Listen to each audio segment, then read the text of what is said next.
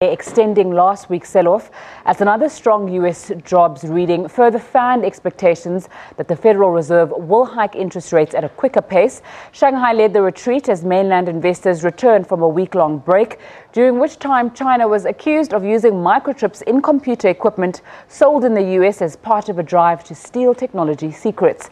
The losses in China also came despite a cut in the amount of cash in the country's commercial banks must keep in its reserve, which its central bank says will pump more than $100 billion into financial markets. Hong Kong's Hang Seng fell off 1.4% to 26,209, while the Shanghai Composite Index came back after a week off and dropped 3.7% to 2,716. Tokyo was closed for a holiday. U.S. stocks dropped for a second straight day last Friday, weighed down by another rise in Treasury yields in the wake of a solid jobs report that capped off a week of robust data. The losses were led by heavyweight stocks in the technology and communication services sectors, including Facebook, Amazon, Apple, Netflix, and Alphabet. The Dow Jones Industrial Average fell 0.2% to 26,448, while the S&P 500 lost over 0.5% to 2,885. The Nasdaq Composite Index dropped a massive 1.16% to 7,788 points. For more on the markets, we cross to the JSE. Arabile Gumede is standing by. Good afternoon, Arabile. What's happening in the markets today? Yeah, good afternoon, Nzinga. Well, the markets themselves are very red this afternoon, seeing a lot of red come through the market today. A lot of the banking stocks as well suffering at the hands of what is a much weaker South African currency as well against the US dollar. We'll unpack exactly what's moving the local indices and, of course, that MTN story and what exactly is happening on that front. For now, though, let's take a look at the local and European stocks.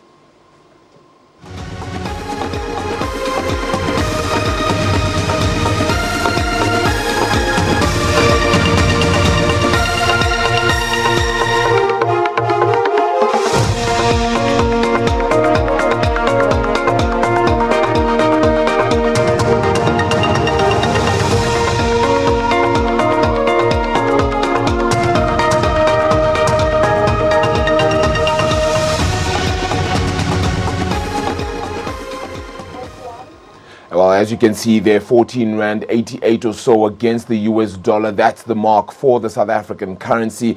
A little bit weaker, and that continues to hurt a few stocks. Bright Khumalo, portfolio manager at Vestact Asset Management, joining me now.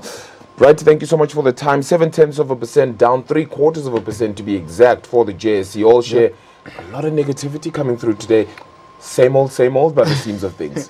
This is just another day in the JSE, I guess. And I mean, again, fueled with a lot of negative news. Even though we are seeing the oil price sort of cooling off, but still it's not helping the JSE here because we've got our own problems in-house that we need to fix. And now I'm talking about Nhlanhla, to be specific. Yeah. He said he's keen to tender his resignation, say the word. So that can't bode well with this new Ramaphosa cabinet that we're trying to put together here to fix the country. We can't fix the country if we from in-house we're not looking strong, unfortunately. It's really just a trust situation as well, isn't it? Because exactly. As you take a look at the rand taking a hit there at around 14 Rand 87, it's really just a matter of trust, and perhaps that trust is now completely eroded. Of course, investors, they're very fickle.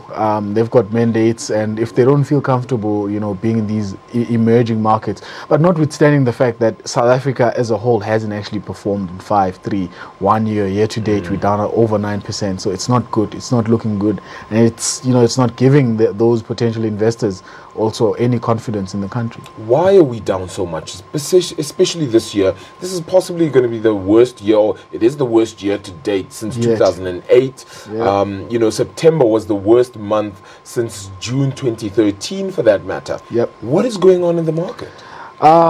It's very unfortunate that we saw a very strong emerging market sort of recovery coming out of 2009, but most importantly where the big gains started was 2011, right? And South Africa didn't really participate much in those gains, in that emerging market story. And unfortunately, that's, you know, basically most of it is just the economy. Hasn't been really promising for investors, and investors haven't been investing as aggressively as they did in other emerging markets, unfortunately. Yeah. And now, if you look at our numbers, they're not looking good because of the result, and now we're sitting at a, you know, a technical recession which is worsening, and it's self-fulfilling on the negative side.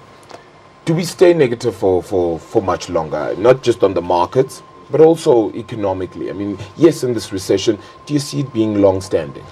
Look, it doesn't look like it's going to turn a corner anytime soon. So I don't want to be negative and say, look, we're going to zero here, but I don't want to, you know, sell you dreams also in saying by next year we'll be growing at 3%, like that Goldman Sachs notes that came out that's saying, you know, they are very bullish on the new, you know, cabinet and the new president, and it's all going to 3% here. I'm not quite sure. I don't see it happening, unfortunately. Yeah, that does become the risk for the market as well, though. One of the two on the up on our board is MTN, going up nearly 2%. Yeah, better repatriation story. Yeah, I'm not sure if it's better. Well, I guess it's the hopes of a better repatriation story out of Nigeria. Remember now, this is a company that's news driven mostly, and yesterday, you know, Godwin. Emefiele, I think it is. Yeah, the governor. Of Emefiele, my apologies. Exactly. Yes. Yes. He was in London talking to investors and saying, look, the MTN story is very isolated. You shouldn't worry yourself about that. You should be very confident about Nigeria, and most importantly, we're actually coming into a resolution with on the MTN side of things. MTN and its bankers have filed new information, new documents, which makes him think that they're going to come into a resolution in the next coming weeks. That was it. Said his team is looking at it very closely, and he has a feeling that they'll come, you know, to an equitable resolution. What is that resolution to look like? I mean, the last time we had a situation like this, they still ended up paying quite a significant amount, and exactly 8.1 billion is.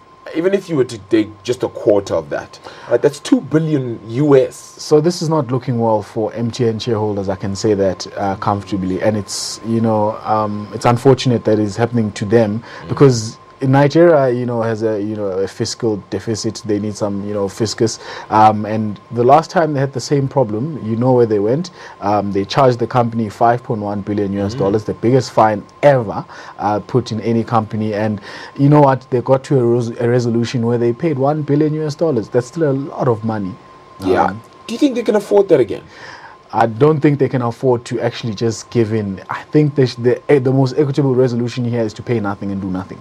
Go back to square one. The fear then is they lose that business. Well, that's a different argument that we're going to get into. And lose it how? The government attaches the assets? What happens? Yeah. So then that is the question as to what exactly happens from there. Well, if that happens, let me tell you, no one is ever going to invest in Nigeria, ever, in the, you know, nunca, as they say. Yeah. Very, very difficult situation on that front. As you said, Brent crude cooling off ever so slightly, but still firmly above $80 a barrel. That's 82 is still very high. Yeah, 82 is still very high. We've seen in the past 3 months, Sasol increasing about 52-53%. Very strong.